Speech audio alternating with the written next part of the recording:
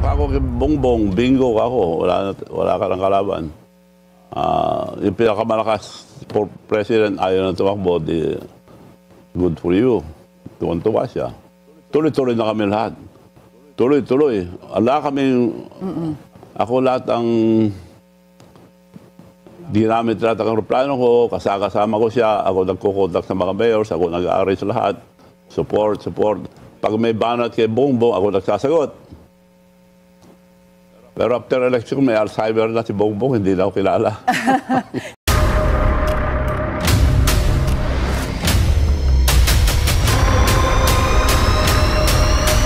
Bago tayo mag-umpisa, baka pwede niyong i-like ang video na to. Malaking bagay ang like sa aming mga content creators. Maraming salamat po.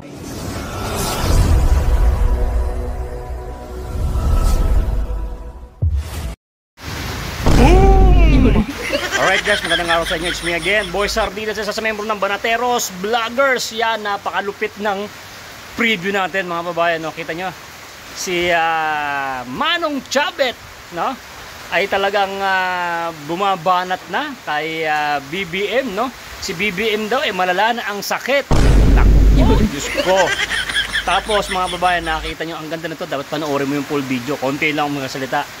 Ito palang grandson ni Manong Chabet at si Kitty Duterte. Ay! Nagde-date na, be. Nagde-date. Isang dahilan din siguro kung bakit nagsalita na si Manong Chabet. Siyempre, anak ni Tatay Digong sa kanyang grandson ay medyo nagkakalinawan na, nagkaka-date-date na. Nako, binanatan niya na si BBM. Ay grabe pala mga babae, no? Eroplano ni Manong Chabet, helicopters, pera ni Manong Chabet, tinulong kay BBM, pero nagkaroon ng sakit si BBM, Marcos Jr. Ah! Sorry. Umuulan kasi mga babayan. Kaya konti lang sasabihin ko, ay malaking tulong kay BBM, no? Nung nakuha na BBM yung kanyang kagustuhan, ay nagkaroon na ng sakit itong si BBM. Nakakalimutan na itong si Manong Chabet. Ay, awanin. Ay mga kumare, mga subscribers, mga idol, mga kababayan, panoorin nyo itong full video. Ang lupit ito. Then pag nagustuhan nyo itong video na ito, paki-subscribe kami ni Boss Reaction TVPH. Ito yung pununood natin yung full video. So panoorin natin itong full video kasi kumukulog at kumikidlat na. Baka tamaan pa tayo rito. So ano pang hinihintay mo, boy? I-play mo na yan. Let's go! Noong araw, may mga nahuhuli talaga ng mga mandadaya. Dapat lang binubugbog yan o pinaparusahan kung gusto nilang justice agad. Kung dedemanda mo kasi walang mangyayari. Manong Chabet, Vic Singson, Vic Singson is your apo na po ba? Or is he your son? Yes. Apo. Yes. He was recently linked with Kitty Duterte, so there's a picture of them together na si Kitty yung nag-post. Kitty Duterte posted a dinner date with your grandson, Vic Singson. Nagulat ka ba na mukhang nagde-date itong dalawa or mukhang meron silang relationship? Hindi na ba nagulat dahil natural sa binata yan. Pinagsabihan ko lang kung talagang kailangan mahalin mo yan kako, huwag mong lukuhin kako. So in the end, ako kay Bongbong, bingo ako. Wala ka ng kalaban. Yung pinakamalakas for president ayaw na tumakbo, di good for you. Tuwan-tuwa siya. Tuloy-tuloy na kami lahat. Tuloy-tuloy. Ako lahat ang ginamit lahat ang aeroplano ko, kasama ko siya, ako nagkukontak sa mga mayors, ako nag-arrange lahat. Support. Pag may banat kay Bongbong, ako nagsasagot. Pero after election, may Alzheimer na si Bongbong, hindi na ako kilala. So ngayon po ba, kanino kayo mas malapit? Kay President Bongbong Marcos or kay Senator Amy? Narinig po ba ninyo yun? Sandali lang, mama. Narinig po ba nyo? May Alzheimer. Napakalala sakit po niyan, mga kareasyon. Yung, halimbawa, itong napkin na to, nilagay mo dito. Nakakalimutan mo kagad yun. Alzheimer nga eh. Baka nakakalimutan ni Bongbong Marcos na presidente siya. Hoy, Bongbong Marcos, presidente ka. Hindi ka spoiled brat. Hindi ka na spoiled brat sa Amerika, presidente ka na. Malapit naman ako dahil tinutulungan ko sila. Banat kay Bongbong, ako nagsasagot. Pero after election, may Alzheimer na si Bongbong, hindi na ako kilala. Yun! So ngayon po ba, kanino kayo mas malapit? Kay President Bongbong Marcos or kay Senator Amy? Actually, kailan, malapit naman ako dahil tinutulungan ko sila tuwing eleksyon. So, ito na siguro last na pag-support namin sa mga Marcoses dahil hindi na kami kilala. Dahil pa sa mga panahon ng Kastila. Yes. Paano po din yun naisip na ngayon, do you think meron talagang dahilan bakit nagkaroon, paano nauwi dito sa mga missing sa Bungeros? Well, iba-iba nung araw, may mga nahuhuli talaga ng mga mandadaya. Dapat lang binubugbog yan o pinaparusahan kung gusto nilang justice agad. Kung demanda mo kasi walang mangyayari. Nako po! Reaction TV Base nagbabalik. Reaction. Napakaganda po ng mga pag-uusapan natin yung mga reaction. Si Manong Chavit Singson, nagsalita na po patungkol dito sa mga nawawalang sa Bungero. O dapat daw binubugbog, pinaparusahan. Kasi kung ididimanda mo raw, walang mangyayari. Pero hindi po natin ini-encourage o hindi po tayo pabor doon sa mga namatayang pamilya ng mga nawawalang sa Bungero. Hindi po tayo payag doon. Pero lagi po natin tatandaan mga kareaksyon, pag ang sugal ay may meron ng involved na pera at napakasasabong po sa mga kareaksyon, napakalaki ng tiwala ng bawat isa. Sinyasan lang eh. Hey, ganun lang. Gaganon ka lang, sesenyas ka lang. Magkakaroon na ng trust, tiwala sa isa't isa. Ay kapag nagkalukuhan dyan, talagang marami po ako naririnig-rinig. May mga nawawalang sa Bungero. Kanino ko narinig? Kay Remula. Ito po mga kareaksyon, pakinggan po natin ang napakagandang sinabi dito ni Manong Chavit Singson na kapag nandaya ka sa sabong, kailangan bugbugin ka o kaya parusahan ka. Pero kung hindi demanda ka, walang mangyayari. Kaya kayong mga sabungero, itigil nyo na yan. Pero kung hindi nyo kayang itigil, huwag kayong mandadaya para hindi kayo mawawala. Ito po mga kareaksyon, pakinggan na po natin si Manong Chavit Singson patungkol dito sa sabong. Maganda po ito mga kareaksyon. Marami siyang pasasabugin dito. At alam nyo ba, tinawag rin niyang merong Alzheimer. Meron pong sakit si Bongbong Marcos. Ay napakalala po ng sakit niya. Ang sakit daw po ni Bongbong Marcos ay Alzheimer disease. Kaya pala makakalimutin na siya. Nakakalimutan niya na tumatalon-talon na siya. Nakakalimutan niya na may pulburo siya dito sa tabi ng ilong. Ganon. Meron pala talaga sakit si Bongbong Marcos. Alzheimer disease. Pakinggan po natin mga kareaksyon. Napakaganda po nito mga kareaksyon. Panoorin po natin. At sama-sama po tayo mag-react dyan sa comment section. Alright, ito na. Ito na po mga kareaksyon. Ikaw po yung naging whistleblower nung time na merong issue on the wedding. Ngayon po ba, kamusta na ang relationship nyo ni Atong Ang? Okay naman, nakiusap. Sige, uwi ka, pero tumestigo ka. Tumestigo naman siya. Yun po yung time na yun, back in the year 2000. Ang doon ng impeachment, everybody akala atras ako. Kasi oras ng sinabi ko, hindi ko matras. Pag sinabi ko, yun na yun. Kasi kung atras ako, yun ang kabilin-bilin ng tatay ko. Kung may sinabi ka, kailangan gawin mo. Kung mawalang credibility mo, nobody will believe you anymore. Wala kang kwentang tao. So nung sinabi ko, sigurado ko hindi ako atras. Well, of course, mga iba, atras yan, sa pressure. Mga abogado ko, lawyers, lahat. Huwag kang lalaban. It will be against the word of the president and you, and he's a very powerful president. Pero ako, isa lang ang rason ko is survival. Kung hindi ako lalabas, mas madali nila akong patayin eh. Sinungaling pa ako. So, tinayuan ko talaga na kaya hindi na ako nalito sa Senate dahil tutulad ang sinasabi ko. Ayun! Kapag meron ka sinabi, Bongbong Marcos, gawin mo, maghintayin po ninyo. Ay kakalat at sasabihin ni Manong Chavit Singson ang tunay na sakit ni Bongbong Marcos. Malala na daw po ang sakit niya mga kareaksyon. Meron tunay na sakit si Bongbong Marcos, hintayin nyo lamang po. Never nagsinungaling ako. No regrets po that time. Ngayon, Although, ang ko lang, kaibigan ko, so right away, nagkaibigan kami ni paring Arab. So ngayon po reconciled na rin kayo ni former President Erap? Yes, nagpupunta na sa bahay, nagpupunta rin ako sa bahay niya. Right away, nung nag-umpisa yan, nung namatay nung nanay niya, nagpadala ako Bulaklak. So, siyempre, nagtawanan sila doon na, si Chavez, padala Bulaklak, dapat siya nandito, sabi. May nagsabi, dapat daw nandito ka. Pupunta ka agad ako. Nagulat lahat sila. Because I'm not guilty. Yeah, so ginawa nyo lang yung naisip Yes. nyo dapat yung gawin back then. Kayo po ni Atong Ang and Gretchen Barreto, nakakasama nyo po ba sila? How would you describe their relationship? Well, mahirap pakialam sa relationship nila. Mahirap madamay sa marites nila. Although nakikita naman sila magkasama palagi sa sabong. Sabihin mo na, Manong! Huwag mo nang isikreto yan. Alam ko, meron kang alam. Sabihin mo na. Nagjojombagan. Nagjojombagan ba sila?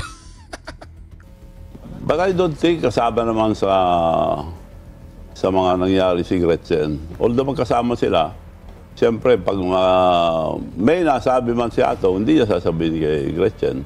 Especially yung mga bagay na yan na tungkol sa problema sa sabungan. Although kasosyo siya sa sabungan. So you believe po na investor lang talaga yung role ni Gretchen dito sa sabong? Yes. I believe na investor lang si Gretchen. Meron pong kaming picture dito with sabongeros and lumabas itong litrato naman kung saan si Alan Bantiles, yung sabongero na whistleblower, ay kasama kayo sa isang gathering po along with Presidential Communications Secretary Jay Ruiz. Kilala niyo po ba si Alan Bantiles? No. Nagkita lang kami sa isang okasyon. Hindi ko kilala eh. Siyempre sa occasion, marami akong namimit na tao. Ang dami nga nagpapapicture sa akin, hindi naman makahindi. Meron pa rin ako nakapicture na drug lord. Uy, nung pa-picture sa'yo, drug lord. Hindi ko alam. Kasi even the president before, President Duterte, may nagpapapicture. Hindi mo kasi mapili eh. Kaya, masama ka ba tao? Baka hindi ka pwede. Oo nga naman. So, lalo na for Filipinos, no, nasa kultura pagka natin. Pa-picture, sige. Yun. So palagay niyo po ba may credibility siya to be a state witness? Kayo pinagdaanan niyo rin yun na you had to be a state witness. They have to be consistent. O anong sasabihin nila, dapat kung hindi totoo yung sinasabi, madaling manito eh. Mahirap ang sinungaling. Tignan mo lang sa mata nila, kukurap yung pagkasinungaling. Tsaka yung consistency siguro ng mga sagot po. Baski tignan ako sa mata, hindi ako babago dahil totoo lang sinasabi ko. Mahirap ang sinungaling. At yun ang number one na ano ko sa buhay, hindi ako nagsisinungaling. Nobody's perfect. Pag nagkamali ka, say sorry. Simple lang. Yung mga iba kasi, tinutuluyan na maski sinungaling na, tinatayo ng sinungaling. Balang araw, mahuli ang mga yan eh. Yung kayo po yung, na-involved din po ba kayo sa sabong at any point dati? No. Nagsasabong ako ever since. Nung bata pa ako, nagsasabong na ako. Pag iniimbit ako, maski na hindi ako makapunta, papadala ako ng mga manok para lang sumali. Then, pag ako naman nagpa-derby, sumasali sila. Parang nag-iimbita sila, nag-iimbita rin ako. Para sa pa-derby ko, pa-derby nila. Kanya-kanya kasing schedule. So you naglalaro po kayo ng sabong pero never kayo nag-invest or nag-operate ng sabong? No. Totoo po ba na minsan yung betting sa sabong umaabot ng mga milyon? Yes, milyon. 4 million, 10 million, gano'n. Naku, galing yan, no? 4 million, 10 million. Per person? Or Yeah, per sabong. per Pagka sabong? nagpustahan, 2 manok. Parang mahal pala talaga na... Kung minsan kasi yung kalaban mo, magaling yung manok niya, pinupustahan niya ng marami. Nagkataon na magaling yung manok ko, pupustahan ko rin. Pero nasa kultura talaga natin mga Pinoy itong sabong dahil pa sa mga panahon ng Kastila. Yes. Paano po din yun naisip na ngayon, do you think meron talagang dahilan bakit nagkaroon, paano nauwi dito sa mga missing sabongeros? Well, iba-iba nung araw, may mga nahuhuli talaga ng mga mandadaya. Dapat lang binubugbog yan o pinaparusahan. Gusto niya lang justice agad. Kung dedemanda mo kasi walang mangyayari eh. Iyon naman, iba naman yun. Kung talagang pinatay sila, hindi tama yun. Dapat lang pinarusahan lang. yung mga, kung meron po ba Kung tayo dapat meron parusahan yun? hindi mo ba avoid yung mandadaya ever since eh? Paano po ba nagkakadayaan sa national ano sabong? natin eh. Ako, dapat daw bubugbugin, oh. Kayo mga sabongerong mandadaya kayo, mabubugbog kayo pag si Manong Chavez Singson nandyan. Bubugbugin niya kayo. Paparusahan niya kayo.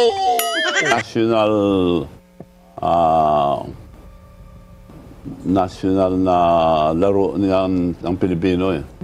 Ever since. Yeah, actually nababanggit din siya sa mga lumang batas natin, talagang nanggaling sa mga Kastila. But paano po ba nagkakadayaan sa sabong? Marami. Noong araw, yung tari nila ng lason, pag nasugat siya sa balok, mahapdi yung takbo na. Kaya pinupunasan na ngayon yung mga tari. So may history pala talaga ng pandadaya. Meron. Yung mga iba naman, binabali yung buto para pag bitaw, nababali kagad yung kawawa pakpak naman nila o yung yung buto sa paa. Nahalata naman kagad. Sa mga pumupusta po, paano sila nakapandaya? Yun nga, alam nila yung manok na matatalo. Kaya doon sila pumusta sa kabila. So may kakutsaba rin sila doon sa mga may-ari ng manok? Yes. You've also been known as a political peacemaker.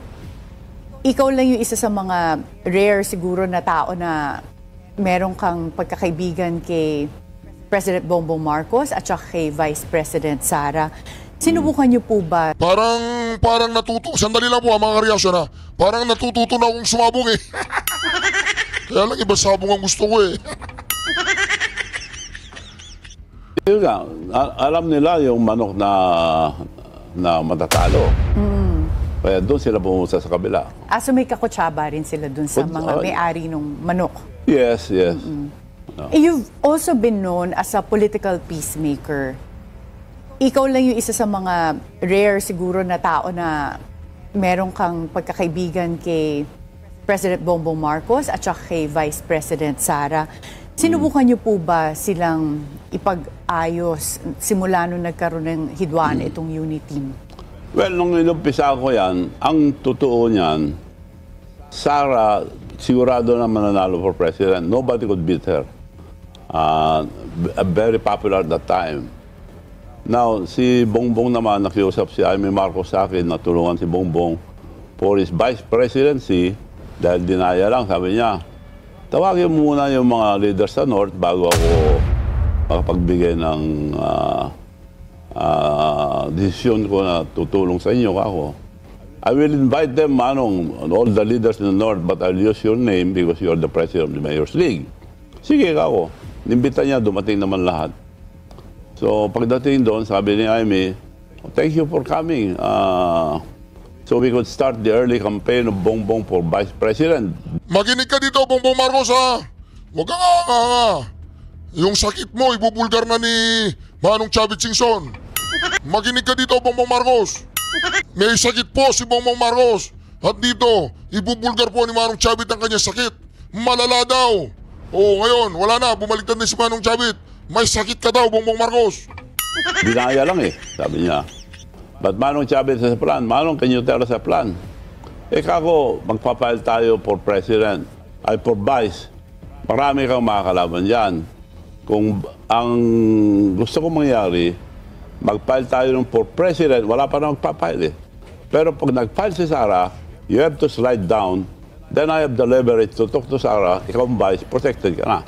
Palakpakan sila, si BBM, salamat Manong. Bawal pa noon ang lumabas. COVID. So, nakiusap ako sa Department of Health, pwede small group.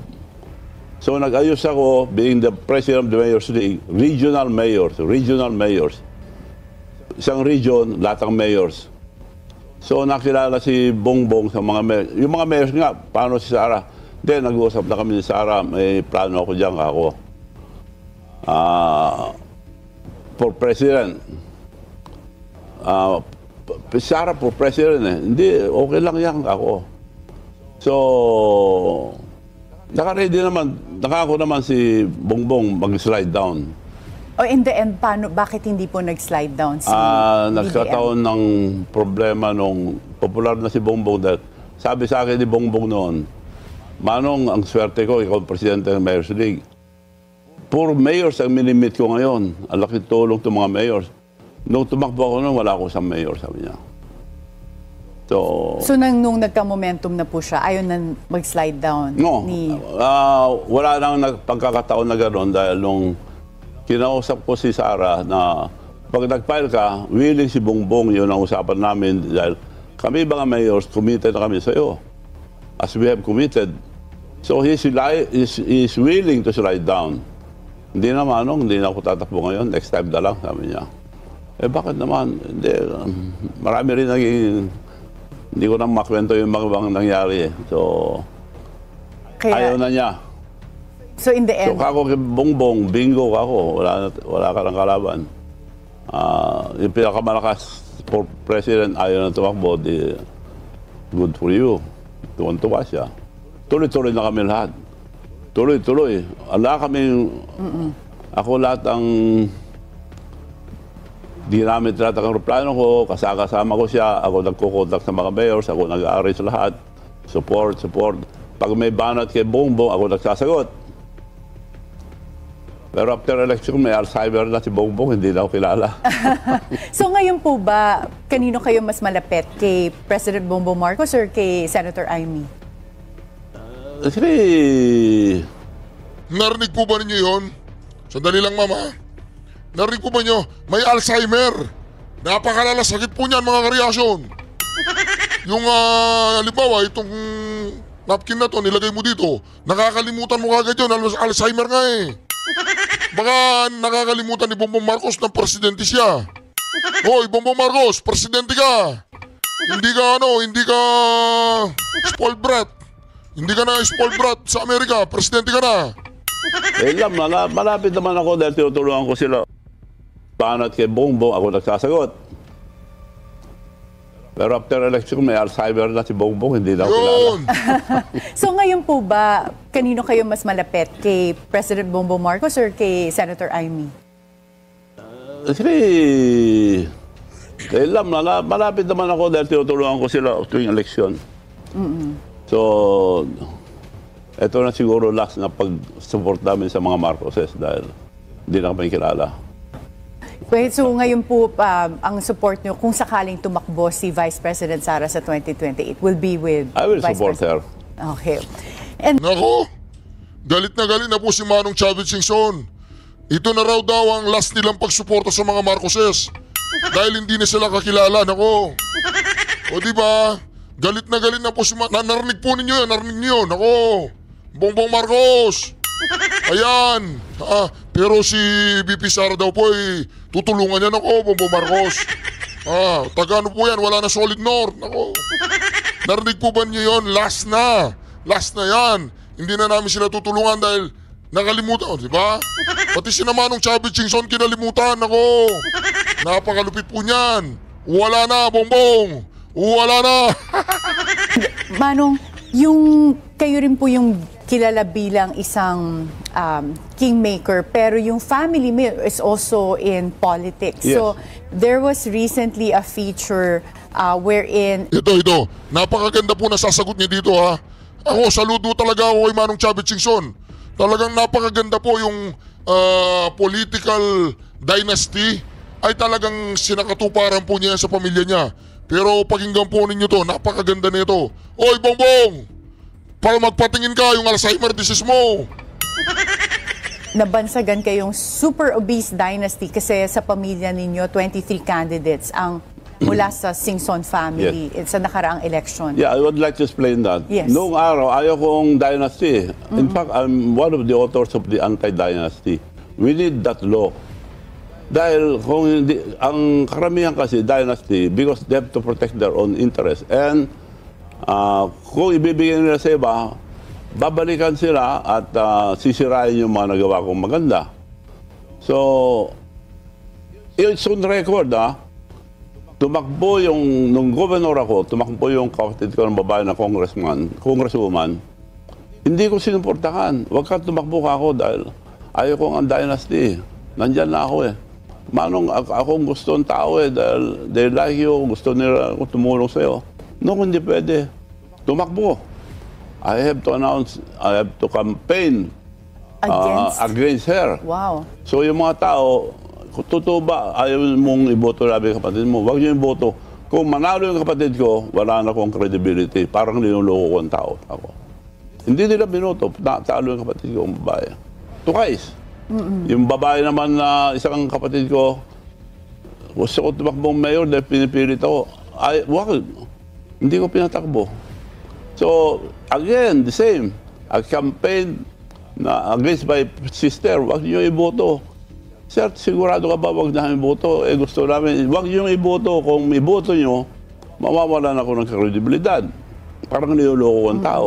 So, paano So, po ayaw ko pasok talaga. sa politics ang ibang mga anak niyo rin po, like si Ryan, Ganito Ronald? nangyari.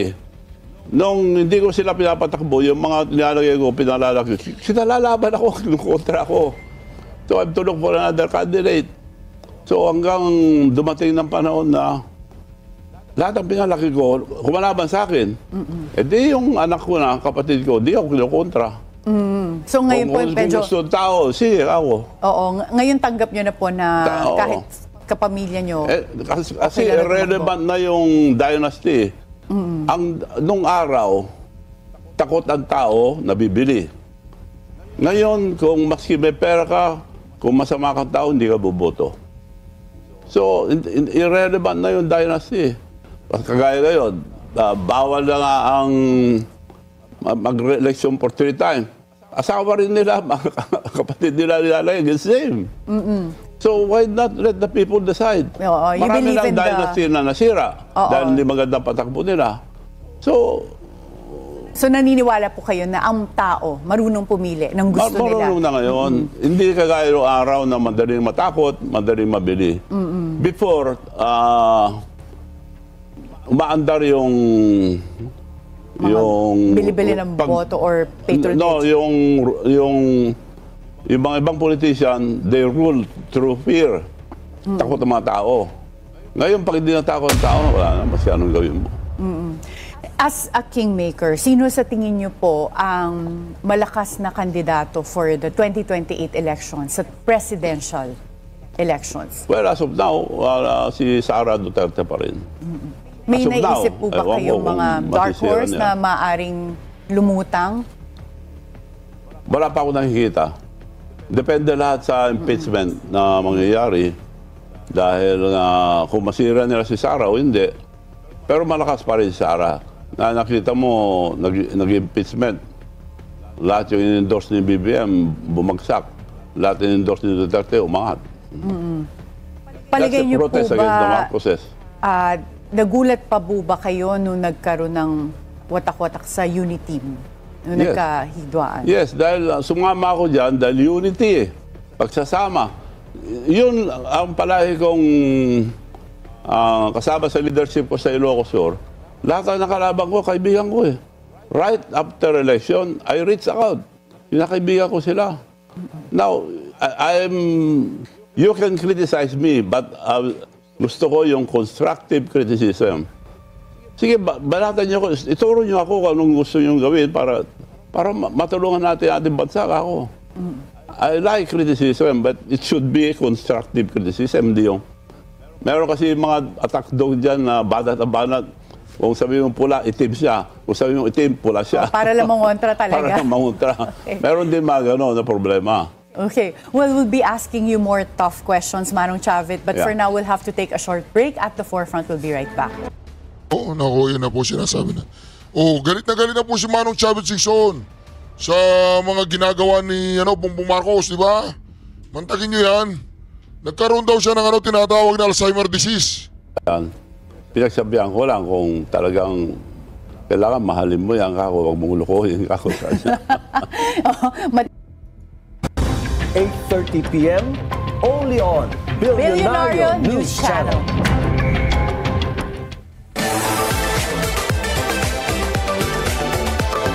We're back at the forefront, and we're still with Manong Chavit, who's ready to answer more tough questions. Manong Chavit, Vic Singson, Vic Singson is your apo na po ba? Or is he your son? Yes, yes. Apo. Yes. He was recently linked with Kitty Duterte. So there's a picture of them together na si Kitty yung nag-post. Kitty Duterte posted a dinner date with your grandson, Vic Singson. Nagulat ka ba na mukhang nagde-date itong dalawa or mukhang meron silang relationship? Hindi na ba nagulat dahil natural sa binata yan. Pinagsabihan ko lang kung talagang kailangan mahalin mo yan kako, huwag mong lukuhin kako. Oh, matindi yung lolo niya. Ay, yung dad niya, ang matindi. Pero alam niyo po ba na magkakilala sila? Hindi kayo nabanggit nagulat? lang noon na nagkakilala sila. Ilan po ba ang total na apo ninyo? Wala akong apo. Wala ka pang apo? Wala. Na ano? Tito ang tawag sa akin eh. Saan parang galing naman. Wala po. Ilan po ang pamangkin ninyo? Marami. Madami. So hindi nyo nakakount na? Hindi ko na mabilang. Oo. Pero kung sakali magkatuluyan si Vic at si Kitty, matutuwa ba kayo sa Yes. North and South? Very strategic. Yes. Naisip niyo po ba mag-politics eventually si Vic? Well, if they go to politics, that's a good combination. Yeah, that's true. North and South. Yeah. And kayo po ba, kung yung mga apo/pamangkin ninyo, hindi nyo nabibilang, yung mga anak po, ilan ang total na anak ninyo? Dalawa. Dalawa lang? 2 dosena. 2 dosena, okay. Kasi teka, 2 lang. Okay. At anong age po yung pinakabata ninyong anak? 11. Kasi meron kaming picture dito, Happy New Year, kasama yung family nyo. Napakalaki po talaga ng pamilya ninyo, no? Oh. Pag reunion po ba, like Pasko, New Year, nagsasama talaga yung 2 dosenang anak Saka di lang plus mga apo. occasion, meron silang Viber group. Pag nagpatawag ko, present lahat sila, magkakasama lahat sila. Bible group? Viber. Viber, kasama Viber. nyo silang lahat? Yeah. Kamusta yung usapan nyo doon? Wala, palitaan. Alright. Unang-una, si Bongbong Marcos, meron po siyang sakit. Ang sakit niya ay Alzheimer. Pangalawa, kapag sabungero ka, kapag nandaya ka, kailangan kang bugbugin. Kailangan kang bigyan ng lesyon. Turuan ng lesyon. Pero hindi dapat papatayin.